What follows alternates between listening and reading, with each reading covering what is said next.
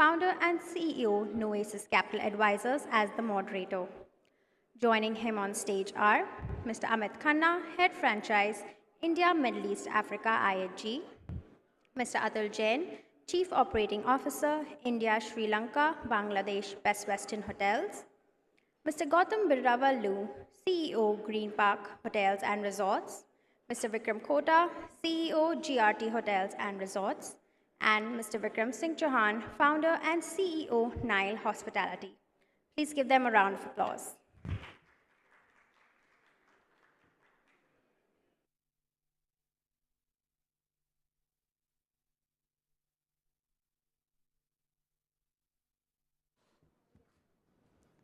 Hello, everyone.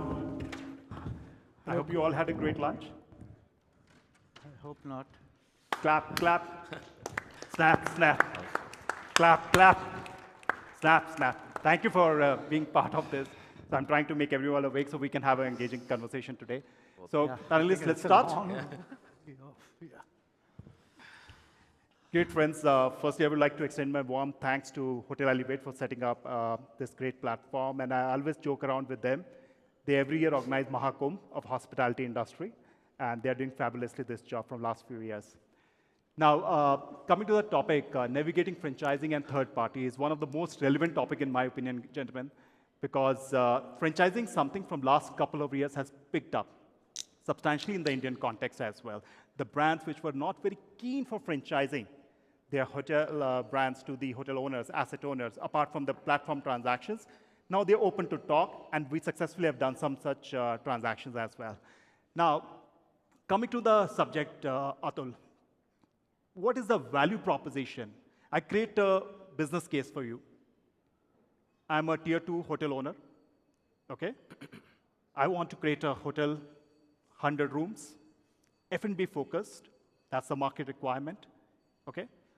I'm open to invest 50 lakh a key, upper mid-scale, let's say, 50 to 60 lakh a key, upper mid-scale I want to target. I have an option for going for management contract. I have an option to go for franchise and operate myself. And third, I have an option to go for franchise and then appoint a third-party operator. What should a first-time hotel entrepreneur should look up to? Nandi, thank you so much. It's a lovely question, I think. I think for a first-time owner, it's a knowledge sharing. He needs to, we need to handhold him a lot. Handhold him, we have to train him, we have to share knowledge about the journey begin with starting the design and planning stage. We have to guide him, advise him that what contents in a hotel should be. It should start with a concept note, and we have to handhold him on the design and planning. Then leading to the construction of the hotel, with the space management, interiors, and everything. And then once the journey is going on during the construction, and just before the 6 months of the opening, we have to begin the journey for the pre-opening. Wherein that, he's the first-time owner, he doesn't know that what are the requirements, what needs to be bought out in terms of the FFE and operating supplies and equipments.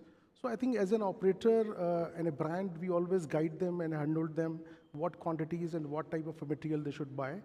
And then during the pre-opening stage, we help them into the recruitment training, setting up the F&B concepts, setting up the IT systems, setting up the back of the house systems, pre-opening marketing and all that, and leading to the operation of the hotel. I think in my opinion, for a tier 2 who is a first-time owner and wanted to aspire to be a hotelier, venture into hoteling, I think the journey should begin with the brand management contract. Mm-hmm. What do you think, my dear friend Vikram? Nile. Yeah, it's obviously. What do you think? What Atul just mentioned, that the preference is let's go for the management contract, okay? Because he's not aware about the business that much, because he's a first-generation hotel entrepreneur. So it's better go for management and let the brand run the entire show for you and be responsible for generating the GOP. Financially, actually, it makes fantastic sense. And as a third-party operator, what you feel is the right fit?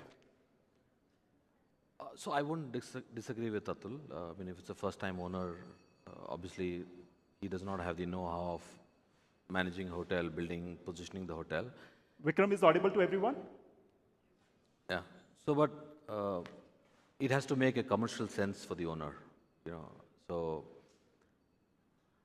this is this is not a new model in India, third-party operator. So I mean, it existed before also. So it completely depends on where the hotel is and what owner wants to do with his commercial business. With the third-party operator, the owner gets the similar kind of support. You know, I mean, he gets the best of both the worlds. So, I mean, it's a call of an owner at the end of the day. I mean, you know, obviously with third-party operator, it makes more commercial sense for the owner to do that. But if it's a first-time owner does not have a choice in terms of, you know, third-party operator or management contract. It's a choice which an owner has to take. But commercially, it's more viable with third-party. Can you give us your number for some of you? You are running 2,000 hotels at this point of time. 2,000 rooms. Operational rooms, right? Yes. Sorry. 2,000 operational inventory you have at this point of time. And can you give me one case study in the interest of the audience? Let's pick up your one of the micro markets, okay, where you are, for example, running ABC for, you work with 4 brands, largely Hyatt, Wyndham, and Radisson, and with Hilton, I believe, right? Yeah, Hilton. So let's pick up one of your hotel, okay? Let's compare it with the similar category brand from the other company. The performance point of view, how much gap? Because, see, why I'm asking you this question, let me tell you.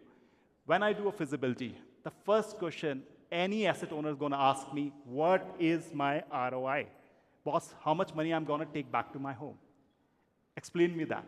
So I just want to understand, traditionally it looks like safe that if a brand is running and managing the show, it's far more comfortable for me. And that's what's the trend been till now, largely in India. How a third party can disrupt that space? So it makes more commercial sense if you have a third-party operator involved.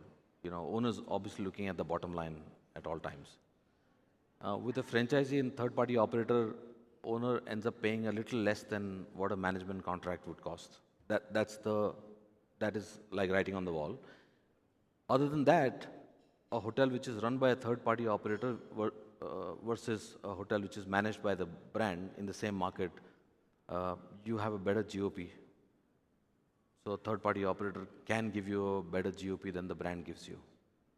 Not by compromising standards or not, cutting down on cost, but the overall combination of third-party operators' expenses vis-a-vis management contract expenses are less. So owner gets to take more money home in a third-party setup. Just a ballpark number. Can we talk about in percentages? Let's say for a case of management contract are paying approximately between 8 to 10% of the top line, more or less. Yes. So with what is done in your case? So with a franchisee plus third-party operator, all the costs put together will not exceed 8%. How much? 8%. 8%. Yes. So you're saying there's a delta of 2%. There's easily saving of 3%. This is only on the fee part. Then there are operational costs, you know, salary, wages, a better control, closer monitoring of the property, you know, and Thanks. that gives you better savings on GOP. Thanks, Vikram. Thanks for your insight. Amit, coming to you. You are running 6,000 plus hotels across the world. One of the G6, one of the prominent hotel chains, IHG is. How's your portfolio across the globe vis-a-vis India? Thank you, Nandi. Thanks for asking. Good afternoon, everyone. So franchise and IHG, we have a very strong foothold. Almost 85% of our business globally is franchising. In India, Middle East, Africa, the region that I represent, 1/3 of the estate is franchising.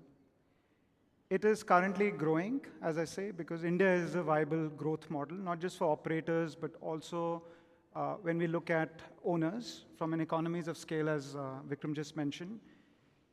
At the moment, it's 10% of the current estate in India, of the 46 operating hotels and 49 hotels that are in pipeline. But this model will explode. And when I say that, because it's the knowledge and know-how. 20 years ago, in Europe, you had hardly any franchise hotels, right? Predominantly were managed. Look at US. So as market matures, you start seeing an opportunity to grow the franchise estate. But I'm not saying one operating model is better than the other operating model. It's the brand, it's the operations knowledge, know-how, it's about the owner's appetite. And I think each model has its own wins. Even owned and lease has its own wins. So I wouldn't say one model. It's easy to put one model against another model, but each has its own benefits. Because from the eyes of a customer, I'm sure you've all walked into this hotel or walk into various other hotels, you don't distinguish between an operating model. It's a brand promise that is delivered, and you always walk into a hotel understanding what's the value that's being paid through the brand promise. The operating model is a step back. How do we make that consistent across various brands, various hotels, and a consistent quality guest experience drives that customer to come back to that hotel or to the property? So to answer to your question, the opportunity is huge. It's a great viable model for operators as well as for owners. And with the close working with third-party management companies, or another model that we have come up with, Franchise Plus, which is supporting the hotels through manage estate, general manager for a span of 3 to 4 years. And the idea is you put a superstar GM for a span of a couple of years to set the system, process, tools to move forward. Great. Then why you are reluctant in going with the same pace in India when it comes to franchising? What's stopping you? I wouldn't say we are reluctant. We're actually looking for more third-party management companies and also owners that are keen to franchise. So we are, in a span of last 10 years, we've seen a growth of almost 150% in India in terms of number of hotels, but also the various models. So whether it's managed flipping to a franchise, whether, and I'm not saying just from IHG, a lot of other operators that are coming, it's when they have either created their own hospitality division or they're working with third-party management companies, we have an opportunity then to grow through. So we are not saying no to any, and look at the domestic demand within the country, and also international tourists, almost 30.5 million tourists by 2028. Now this is creating a demand not just in Tier 1, but also Tier 2, Tier 3 city. So the quality branded guest experience needs to be delivered through our operating model, whether it's managed, whether it's franchised, whether it's owned, whether it's leased through. So India is definitely an opportunity for us, and we'll see more and more hotels coming, right through from luxury lifestyle to premium essential and suites. So you have around 40 plus hotels at this point of time in India? 46. 46 operational. 46 operating and 49 in the pipeline. Superb. How much percentage is franchisee? At the moment, it's about 12, 13%. But we would see, like in IMEA, it's 30% of the 200 odd hotels that we have. It will, I won't say it's going to be 50-50 or 70-30. It'll take its maturity as the market matures, and you will start seeing between 30-40% of the franchise estate. And again, it should be a halo asset, a halo hotel, which brings more customers back to the property. Great, great input, Amit, really appreciate. Vikram, Kota, coming to you, my friend. You are one of the more diverse guy here, right? You're the one who owns a homegrown brand. True that, yeah. 20 plus hotels you have operational, right? You own, I believe, 80% of that portfolio. True. At the same time, you have assets with the franchise of international brand. Why you kept these two different vertical lines for you? So this was a typical call which we take depending on the location, depending on the returns expectation of the owners, and also the comp set is there, and which markets you want to play. So the first hotel we opened in Chennai, which was the Grand Hotel, 25 years back. That opened with us operating it, but with a days-in franchise. I don't know if you know, there's a days-in franchise. So we opened that with that. But the idea is the owner was not into this business. He is into jewelry, our core business. So he wanted to run it himself, but he wanted a little bit of confidence. That's what, I mean, going back to your previous question about the owner.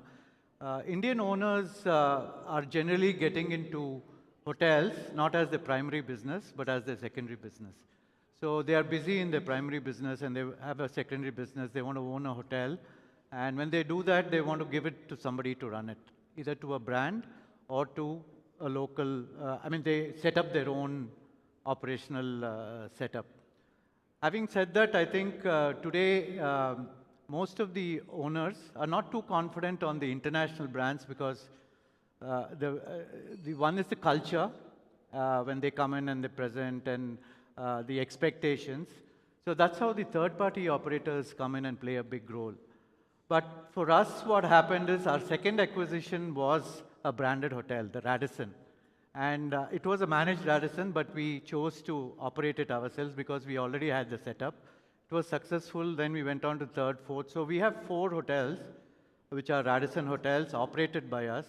And we have also grown our brand, our GRT brand, into different segments, and we operate them. And recently, we started operating hotels for others also on management contract. So this is the model which we are growing. And I think the future is franchising. I mean, like Amit was saying, I think future is franchising because, and the third-party operator combination.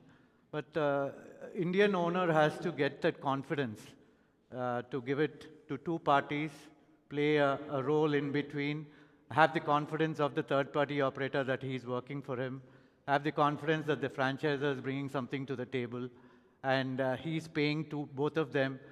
What is the bottom line? Is he able to service his debt? Is he going to get his IRR? And is this business primarily to get only returns, or is it for wealth appreciation or for that halo branding? Sometimes people get into hotels for that halo branding. For example, I mean, take our case, the jewelry brand is the largest, one of the largest in India and the biggest in South India. But our owners still say in open forums that they got this entire respect and branding after they started running hotels. So that's a big thing in the Indian psyche. So I think that's how the entire thing works.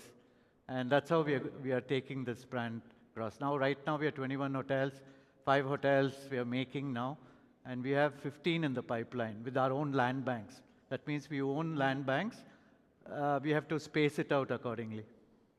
Great, interesting. Just to add what you said on the investment and return perspective, I can give you 2 examples within Mumbai, where the hotels, they both are in economy segment. Hotels return on per square foot, those hotels are generating far better than the office space. So I strongly believe hotels have its own financial case in isolation, and the market is moving towards the more mature side, rather than just seeing that the other business is getting support from him. But I truly appreciate what you mentioned, that yes, that is context with quite a few owners as well. It's also location-based. It's also about what's your comp set and which markets is your feeder market. So there are a lot of decisions. It's not a simple equation which we do it. Yeah. I agree with you. Gautam, coming to you. Yeah. Okay, Green Park, I believe, have 6 operational hotels at this point of time under Green Park, and you have 2 assets which are you tied up on with the international brand for the operations and management contract. That's right. I'm asking the same question because both of you actually in the same boat. Because you also now planning to start Green Park as a brand to start the expansion on asset-light model, which can be management, franchise, and leasing, right? So what's your view? Why we are keeping both these strategies? The same what Vikram is saying, or you have difference of opinion on this? I think a lot of things are similar in the context of homegrown brands, right? We've been 25 years in the space. Over a period, we have close to now 1,300 rooms under management. We have under 300 rooms in the pipeline next 2 years. We built a brand with some qualities which are very unique, which lend themselves to a certain format. Fair amount of banqueting, some specialty restaurants, and rooms which are very contextual. So we will have a specialty Indian restaurant in one location and a specialty Asian. So I think we've built something and which we would like to propagate further. It's too good not to propagate, and our customers love it. So we'd love to continue to build that. We aspire to be a full stack hotel platform. And for us to grow that way, we are actually looking at acquiring assets which don't necessarily have our brand name. So they both have their space. And in the context of the hotels we acquired, we had the opportunity to, one of them was in the transition for a renewal of the contract. We actively debated converting it to our name, but we realized that asset was well served by that brand. And it didn't have the qualities which would lend itself to our Green Park brand, so we continue that. And we also had the option of franchisee versus management. Because we have enough management bandwidth, we actively considered taking the brand as a franchisee, but the terms they offered didn't make sense. Okay. But I think in future, franchisee is the way to go. And that's what we intend to do with brands which are not part of our ownership. We would at least push for a franchisee arrangement. So regional homegrown brands, GRT, Green Park, is looking franchise as a business model to go forward with the asset-light model expansion. Yeah. Am I right? GRT, for us, we are not going to go franchise immediately. Okay. So that's a long-term plan for us, because we need to be confident that when we give a brand out, that the third-party operator who's dealing it, or the owner himself who's going to get involved in operations, are going to maintain those brand standards. So mostly now it's going to be management contracts if we are going asset light. But we have enough on our plate as asset owners. Interesting. So Amit, coming to you on operational support, could you enlighten us on the extent of operational support extended by franchisors and third-party operators to hotel owners? I will be taking up with you, Vikram, after this. So like I was mentioning earlier, there are loads of benefits for franchising, right? So whether it's brand scale and reputation. So currently we have 19 distinctive brands across 6,300 hotels globally, over 1 million rooms. Whether it's strong reservation system, our loyalty program, whether it's global integrated system, or we're talking about technology resources, all these benefits an operator, benefits a hotel through. So to make sure that there is a consistency in our approach, we have a dedicated franchise operations and commercial team supporting our hotels. We also have, and what this team does is right through from pre-opening to the exit of the hotel, through the entire contract duration, there is a support that is provided through. We also have an owners association set up globally, so which represents close to about 4,500 owners on one platform. It's quite brave of putting 50 owners in one room thrice a year to talk about how we are performing. Must be tricky. And I would say, because there is so much of transparency in how we do business, we have almost 7 touch points for every ownership. So we have a quarterly performance reviews, we have a support, because remember, in a franchising, we're actually not operating or managing. We're providing them with a lot of support and guidance through the background.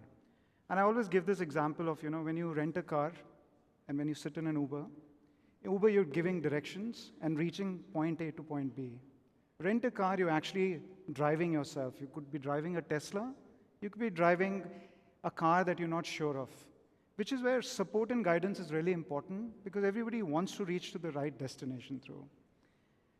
In terms of new hotels, we also support from a task force, whether a managed hotel support that needs to go specifically on a dedicated time, and also what I was mentioning on a franchise plus. The idea is, how do we have an operation and commercial ramp up in the right direction? Because the further we are on the ramp up, the more are the discussions. And I loved the session before when they were talking about, it's not about the right asset, it's ensuring that we have the right hotel that's been guided through. And quite a lot of times the discussions should not be stuck at GOP. It's actually understanding that relationship below the GOP of what is the owner's expectations from an operator. Franchising helps. Why? Because you have an entrepreneurial mindset to have that discussion openly. If we have our own food and beverage, or do we feel a food and beverage from an external resource can perform better in that particular market? And I can give you numerous examples where that guidance and support has helped the owner deliver better in their GOP or better in their net operating profit. So from an operational setup, it's enough to give the knowledge, process, system tools for the operator, for the owners to actually run the hotels, or we work very closely with the likes of third-party management company, because the experience and expertise that they bring in is next to none in that particular market. Also, how we have them associating with owners that we don't know in certain markets.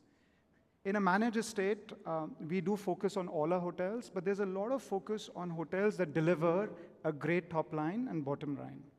So there are tier 2, tier 3 cities where some of the hotels might not get enough support through, But in a third-party operator, the setup is where every owner is treated equally. And the experience that they have with the infrastructure that they have benefits the owners and the relationship that we have with the owner that can be. And remember, we are not signing a contract for 5 years or 4 years, right? It's a long-term contract with majority of our contracts between 15 to 25 years. A lot of them that are signing the contract might not be there 20 years later, but how do we have an operating model that is set up for success? So whether it's an owner-operator, whether it's a third-party company, or whether it's a franchise plus, we have each of these three models that are set for success through. Amazing. So it's a good takeaway, Amit. What you are saying is that regional expertise is very critical for the success between franchisor and a third party in the interest of the hotel unit. Correct. Okay. Vikram, is it the case that you are more effective in the portfolio 2,000 hotels, operational rooms, in tier 2, tier 3 markets? No, where not, the F&B is bigger component of the? not necessarily. I mean, it doesn't change anything for us. From a support point of view, our support is as good as what support a management company would provide to a owner. So nothing changes as far as the support is concerned. Whether regional or national, it doesn't change anything. Okay, I interesting. mean, like a company based out of Delhi operating a hotel in Bhutan, Bangladesh, the support is pretty similar to what they would do it in India, right? So similarly for us, wherever we are based, it doesn't matter, support is pretty much similar to any hotel across the country. Great. Atul, I would like to bring you in on the subject of flexibility and control in the case of franchise vis-a-vis management. Right. Okay. So a lot of time owners come and say that, okay, because brand is not letting me sign this checks, and I want to have a control. It's a very small point I'm trying to raise. And in the franchise, then you have full control on the financials, bank account, review, hiring. There can be multiple time disputes, whom to hire as a GM, okay? Do you think that in your case, you have a portfolio of 35 hotels, and out of which 20, I believe, is under franchise, Yes. right? This is one of the important factors for them to decide on the franchise as a model to move forward? They want more flexibility and control? See, I just want to bring the perspective that globally, Best Western Hotel is a franchisee company. And the proposition of the Best Western International is very, very unique. It's not a company which is owned by a family or a corporate house. It's a members association wherein that owners of 2,500 Best Western hotels in North America are the real owners of the company. And they elect 7 directors amongst themselves who basically work as full-time in the corporate office, deciding on the policy matters, taking decision on behalf of their members. And each and every policy changes being approved by the member with the voting processes. And under them, there is an executive committee, there is a CEO, and the full-fledged professionals are working in the globally. So globally, we are a franchise company. In India, we have adopted the model of mix, basically the franchise and the management, where we see value that we can add value to the property by doing this. But when it comes to the franchising, we are open and it's more flexible for an owner to take decisions. And even in case of a management contract, we are not accountants, we are hotel operators. So we always believe and give the check signing authority with the hotel owner or their representative, or jointly with the general manager and the financial controller. So case in example, the signing authority, but also in case of the decision making, in case of a franchisee hotel, we always believe that the owner should take their decision till the time they're compliance with the quality assurance program, till the time they're adhering to the policies, till the time that brand standards have been adhered and followed. And our job is to provide them the training so that they understand, the team understands clearly about the what route they have to follow. Then apart from the training program is a distribution system which is very, very strong in our case. Our loyalty program is so strong that globally it's contributing about 46% business, and in India this figure is about 24%. So, and in addition to that, the brand manuals, the quality assurance program is such that it takes the property to the higher heights in terms of creating the unique experiences for the customer. And whether it's a franchise or management, ultimate goal, as Amit said, is the success of the business. If the property is successful, owner is successful, we are in the business. If they are not successful, we are not in the business. So it's important that the property, the product should be successful, and that's the ethos, that's the principle, guiding principle for the Best Western, because this company is run, operated, and managed by owners itself. So this is interesting there. Amazing. Vikram, coming to you. As a hotel owner, okay, what are the pros and cons for going with the established brand with a management contract versus going with a third-party operator but trying to create your own brand?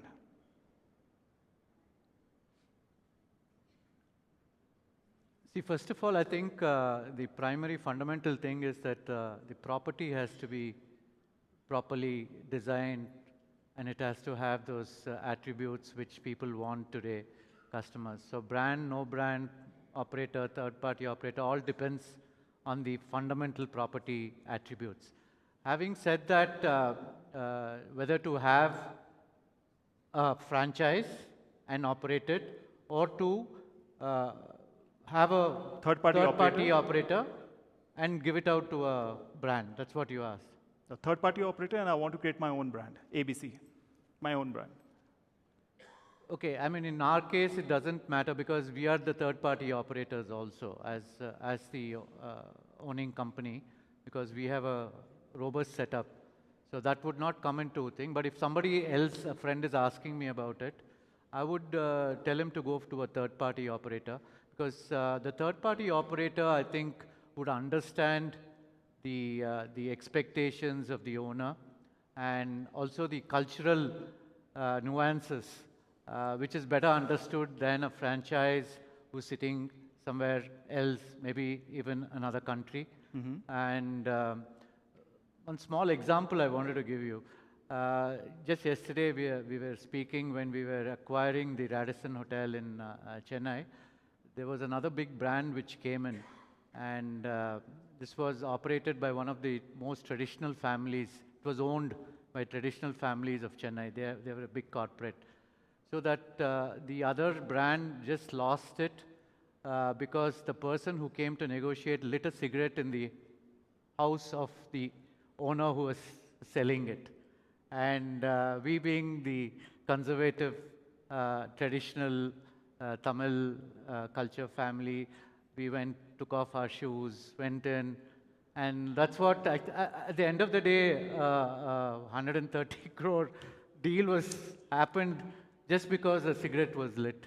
So, so this is what a third-party operator brings in. He understands the owner, he understands the owner's psyche, he understands the cultural nuances, he understands the family, he understands what he wants out of the hotel. So I think a franchise, a third operator would work well in such situations. Vikram, how you mitigate risk for hotel owner when it is franchise along with your own setup, third-party operator? A meeting what? Mitigating a risk for the hotel owner. And then it all boils down to the P&L and how much risk is taking. Vis-a-vis going with a very comfortable position of letting a brand only run and manage, and owner straight away in terms of having any issues, problems, budgets are not going up to the mark, make one phone call with the people sitting in the corporate office. So I don't see a difference. That's the issue. I don't see a difference between a hotel which is managed by a third-party operator and a management company in terms of the expertise and the deliverables on board. So I really don't know how to answer that because there's no risk. I mean, this company is run by hoteliers who have spent 20, 25, 30 years in hotels doing the similar kind of job which any management company in their corporate office would have. So like my team is of 40 people on board, so there's a head of room distribution, head of finance, head of IT, head of engineering, head of F&B, culinary. So a similar setup like any other brand would have in the country, So when I was to work with Marriott or Hyatt, I used to do the same job which I'm doing now, So there's no risk I see for an owner. I mean, if the hotel did not meet numbers in a management contract, then also owner does not get anything out of it, right? The maximum he can do is call the top guy and say, come to my hotels, let's have a chat. That's the max he can do. So it's pretty much similar in our case also. So Vikram, what is the secret sauce of setting up the third-party operation company? Because there's only one or two companies like yours. Why? Such a large market we have on the... It's only a question of time, I think. I think there will be more companies I see, because I don't think one company enough can handle so much in the market. And to go back to the question which we were discussing in terms of controls, I mean, there may be a perception that the third-party operator is flexible in terms of controls at the hotel, which is not really the case. The reason for our slow growth is also because that we don't compromise on bank controls.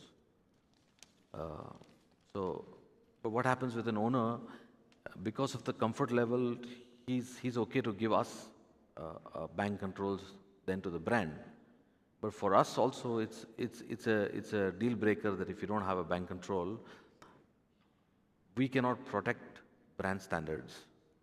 And if we cannot protect brand standards, then we will lose trust and the name of the brand.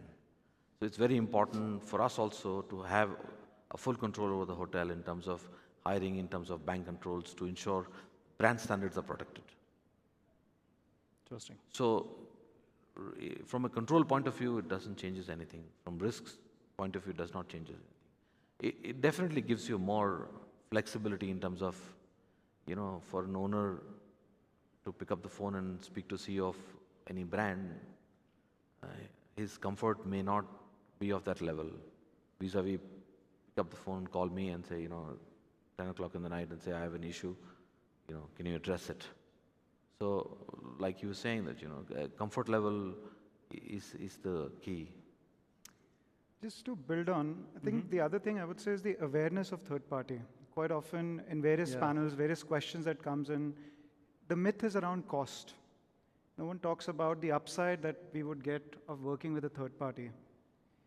So whether it's top line or when you look at economies of scale, also experience and expertise through various other brands. So as a white label, you could be managing your own hotels, you could be managing independent properties, multiple other brands.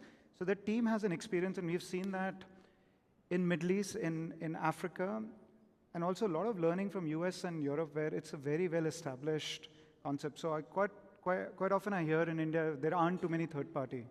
But it's also the awareness of what does this third-party management company do. And I agree with you when you say there should not be any difference between a management versus a third party, because that's the work that they're doing.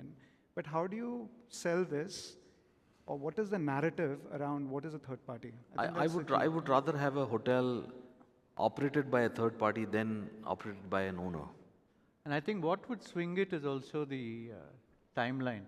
Generally, a brand would sign for 20 years, 30 years, whereas I don't know how long do you sign it for. I mean, that gives a sense of comfort to the owners that the control is still there. It's 5-year contract, or it's a 7-year contract, whereas a brand generally signs for 25 years or 30 years. Actually, it's the other way around, to be honest. Most of my contracts are between 20 to 25 years.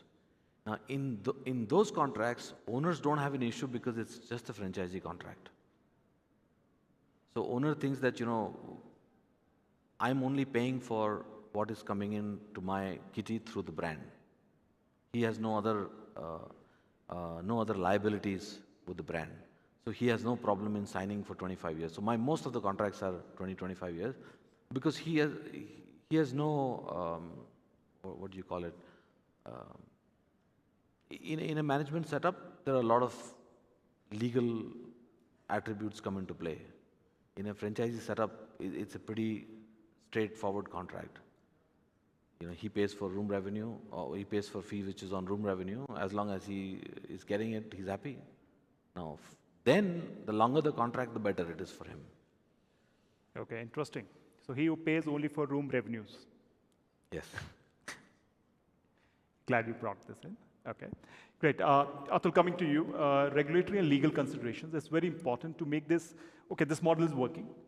Vikram is doing a decent job, running 2,000 rooms across the brands, across the different geographies in the country is working, and owners are happy. So what's important is to have the right contracts on the place, the understanding on the legal front as well. Okay? You've been very sharp on the financial and the legal side in your previous avatar, and currently also you are very focused on these two subjects in your system. What are the few things which are very important from the asset owner perspective, at the same time the brand, and the third party in the legal contract, which they need to make an extraordinary precaution to make sure the relationship is sustainable for long? Okay. In the legality remains the same, be it the brand managed hotel or a franchise or an third-party operator. What is important is first of all, one has to understand what are the rights, responsibilities, and obligations of each stakeholder in the parties in a contract. So what happened that generally that the Indian context, the owner, they come from a family background wherein they are into the traditional business in getting aspire to be hotelier. They don't understand the nitty-gritty of a contract and the legality of a contract generally.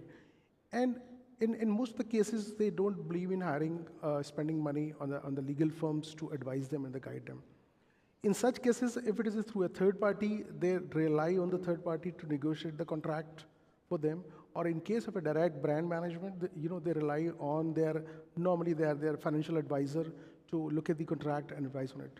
The important aspect for an owner to understand is if it is franchise, that what are the obligation, rights, and responsibilities, what the brand is going to deliver, and where the stop bucks as far as the brand is concerned. But when the brand is managing, so what are the responsibilities of the brand delivering the profit, the obligation, the quality assurance program, they have to maintain in that. In case of a third party, generally if it is a franchise in the third party, sometimes it creates confusion because the role responsibility is mingled up in their mindset, not in the contract. Because the contract clearly specified roles and responsibilities of each party, wherein that in case of a franchise, the brand is responsible for bringing the reputation, the distribution system, the reservation system, the quality assurance program, the loyalty program, and of course the brand marketing which pulls business for the hotel. Wherein in a management contract is more deeper down a micromanagement, day-to-day affair of the hotel, starting from recruitment, starting from taking care of the food and beverage, which is 50%. We have seen that in India that 50% revenue coming from food and beverage, F&B concepts. So all this come in a management contract where day-to-day handling, day-to-day monitoring, close monitoring is required. So it is important for an owner and also as a responsibility of the brand. If we are doing a franchise or a management contract, we always ensure that owner understands the contract. So important aspect is that risk management in a contract is the indemnification is very important for a brand perspective and from the owner's point of view, that what is their responsibilities under the contract to an extent that has been mitigated by taking the third party insurances, which all the brands provide. They have their specified insurance requirement. So to an extent that risk is mitigated. And important is that, exit. Exit is that, what is the exit mechanism and the dispute resolution in a contract. So I think that dispute resolution should be simple. If it is through an arbitration or through a commercial court, it should be simple. It should not be complicated that we have seen in case of certain brands that the brand is operating in India and the property is in India and the owner is based in India. But for any dispute, they have to move to London or Singapore or to the US. So it doesn't make sense for an owner that for a commercial contract where they're utilizing the services of the brand, for any dispute, nobody wants to go to Singapore or arbitration in London or for that matter, courts of US or Europe for that matter. So I think that it's important that risk should be, the dispute should be handled in India. And in our case, I think in the last 8 years with the Best Western, we have not come across in a dispute. Even if there is a dispute or a disagreement, we have amicably, exited. And Nandi, you have the experience in such one case that, we amicably, walked out in the contract. And we are happy because we are businessmen. We wanted to focus on our future growth rather than stuck on one deal. And so as we wanted that owner to understand all this. I suggest that, they look at this very, very clearly. Yes, I totally agree with you. The business angle is very important to make any relationship work. Coming on relationship, Gautam, when three parties are involved, it's very important to have right collaboration and relationship management between all the three parties because expectations need to be right. And more important, during the operations course, the effective communication between all the three is equally important. What are the precautions asset owner need to take to make sure that this relationship is best in the interest of everyone? At the same time, hotel company, where you have your complaints or where you had your great experiences as well. I mean, I don't know, the three stakeholders, I think at least in your context, you're saying franchisee, operator, the third party operator and the owner, right? Owner, yes. So in our case, just two of us between operator and us, I think the key learning for us when we tied up with a multinational company is they are really global, powerful machines. They're machines. And as somebody in an earlier forum explained that they're basically large, powerful toolkits. So it's for the owner to use the tools rightly. You have to engage them, engage the right tool in the right context. There's a lot of learning for an owner to understand the whole system because their companies built over 50, 60 years. They have built in layers of complexity in their contracts, which are very powerful and useful. But if you don't use them well, they fail. So in our case as an owner, we boil down to two things, right? Performance clause, and what is the instrument of measurement is budgeting. So I think budgeting is a great exercise to set our expectations and align each other's. It's an exercise where you use competition, use the potential of the asset, and you see the potential of the brand getting aligned together. So we worked very carefully and pushing the envelope on the budgeting process because everything else is aligned to that. They do decisions, we improve the property, everything is aligned to what we all agreed on as a budget. So I think a budgeting exercise is a powerful tool to get everybody on the same table. Great. So boil down to be return on the capital employed. That's the bottom line, and I respect that. Isn't it always? Yeah. Only then you will make another hotel. Absolutely correct. Amit, coming to you, let's talk about the future outlook in the context of Indian hospitality industry.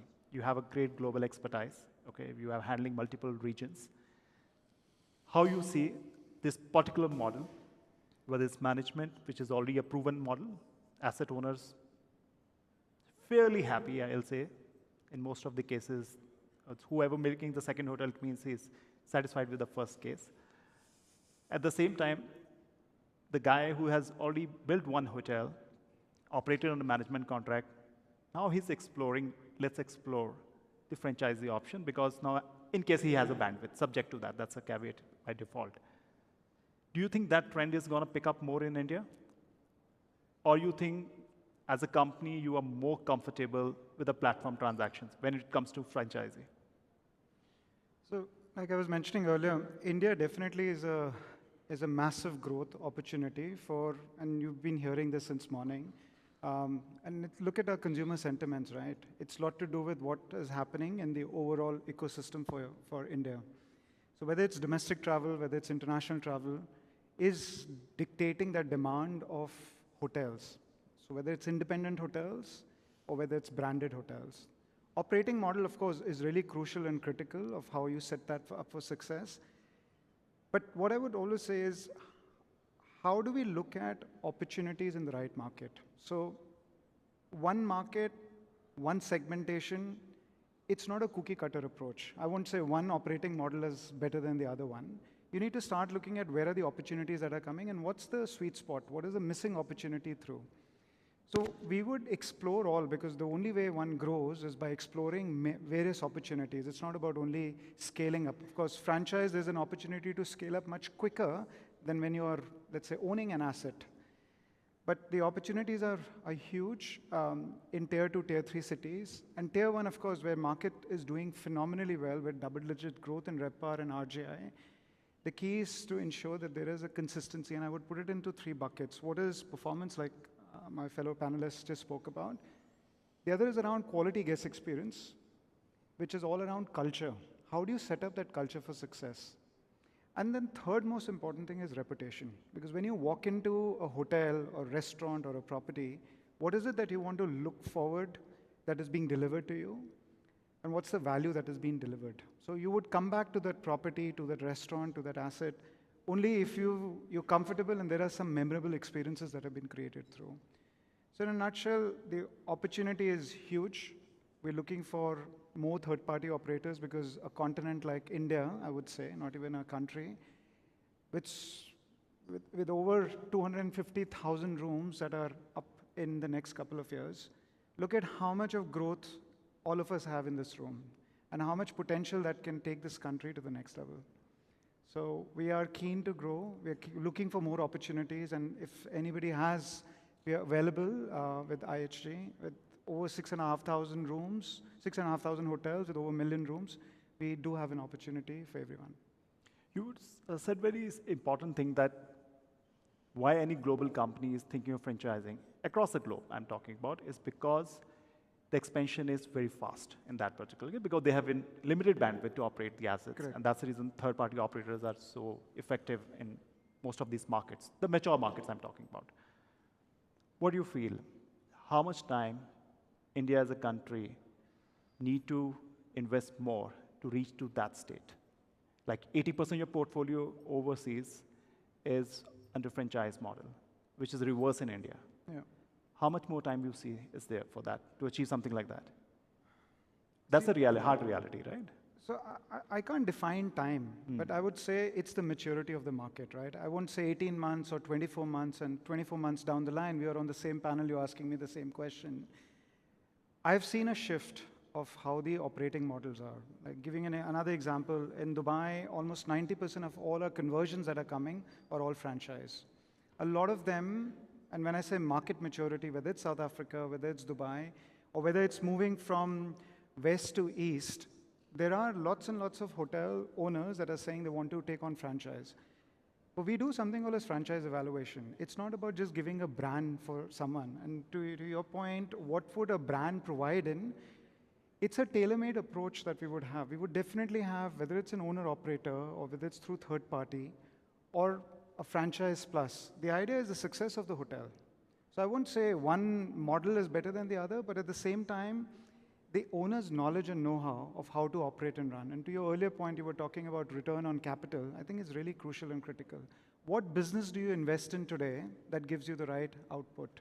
And what's your, rather than return on egos, what is the return on investment that will help you grow your business? And we can take on more hotels and hopefully succeed in every single market through. I hate this line, return on ego, as a finance guy. Coming to you, the last one I'm taking, and then I will have a last closing remarks from all of you. Do you feel, when you're talking to international brands or national brands for that matter, that brands are open for franchisee when it is mid-scale, upper mid-scale? But when we are talking about upper upscale or luxury, they are hesitant to talk about franchise in Indian context. Is that the reality, as per your experience? No, I think up to upper upscale, there's no problem. It's only in case of luxury, which is fair. We don't have the expertise to run luxury hotels. So up to upper upscale, there is no problem. Brands are okay with. They're okay. Yeah.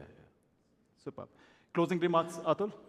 I would say that India has great opportunity, and we as the Best Western, being a global company with 4,000 plus hotels, and we are growing very fast. And we see opportunity because of the government projects like, I would like to highlight on two major projects close to my heart as the Bharatmala and the Sagarmala projects. We are seeing that with the growth of the highways and the construction of the highways, it is making it very easy to commute between the cities, and that easiness is bringing a lot of opportunities to those smaller towns. A case an example that a gentleman came to us, and it's a very, very small town, a big, even a three-thirds town. He said, I want to build a hotel. We asked him why. He says, it's because of the current government. I said, what the government has did to you? He says that because of the Bharatmala project, now my city is connected through the highway, and that highway has shortened the time to transfer, to travel between a port town to my city, and now a dry port has been created by the government. So I see a lot of opportunity. Foreign companies are going to come and set up the system. So we see opportunity everywhere. Quickly, 30 seconds, Amit. I would say understanding the franchise operating model. It's very important. Each model has its own successes, but it's about understanding what you're stepping into. Superb. Gautam. I think if you see the pickup, the common flavor problem that talent is a big problem in this country. But I think there's a great opportunity for Indian hospitality entrepreneurs to create a great third-party management company. And I think all the brands will start giving more business. I think it's a great time for an entrepreneur to say, if you can find a secret sauce for managing large amount of people, training them and getting them hotelier ready, I think there's a great opportunity for a third-party company. Thanks, Gautam. Vikram. No, I think the way forward is that it's going to be a franchise or third-party operator. But I feel the third-party operator also is going to take a little while to mature in our country. So there are hybrid models today where you just outsource HR, where you outsource only sales, or you outsource a restaurant. So that's going to happen more and more until the owners try and give it to one single party as a third-party operator. Yes. Vikram, your closing remarks, please. Yeah, I think with the number of hotels scheduled to open in the country, I think it will be more of franchisee and third-party operations you will see in future. So I think it's a great time for third-party operators and brands both together ahead. Great. Thank you, Vikram. Gentlemen, we open for a couple of questions, if anyone would like to ask anything. Thank you very much. Thanks for you guys being here. Yes. There are some questions there, just see that. Sorry. On the panel. My bad. What are the top 3 ways of controlling quality and compliance to brand standards in franchising? Yes, I would like to answer that. The first and the foremost is the training. The quality assurance program, what is there in the best vision. And we very strongly believe that, and we follow that all our 4,500 hotels are quality assessed each year by an independent third-party assessor. So that's second. And third, I believe is a regular communication with the team and with the owners, making them understand what are the new things, new technologies, and adopt it into the system. So as they are comfortable, they understand it, and they implement it at the property level. Interesting. The last one I would like to take, what are the 2 biggest pain points in a relationship management between brand and the third-party operator? What is the, sorry? The 2 biggest pain points. What are the couple of pain points between a brand and a third-party operator? So, like I was mentioning earlier, one is all around the 2-fee concept, which is a myth around it's more expensive when you're franchising versus a pure management. And as explained very well by my panelist, that's not the case. It's about understanding where the true essence sits in. The other thing I would say is on whole brand standards, right? Like why consistency of brand standard is important. So there is a cohesive way of how brand standards are set through. There's a lot of research that is done to set those standards. Sometimes where there is a flexibility required, and what we've done for Holiday Inn Expresses in India, for example, on breakfast standards, which is much more elaborate, and that's done through a study. That's done through because we knew a domestic hotel with a demand that is coming through is massive, and you want to cater to as many suggestions as possible from customers coming through. Have you exited any contract because of quality standards? Not in India, but we've had hotels in Dubai that we've exited because of quality. Thank you, gentlemen. Thanks a lot. You guys have been an amazing audience. Thanks a lot for your patience and listening to all of us. Thank you very much. Thank you. It's wonderful. Thank you so much.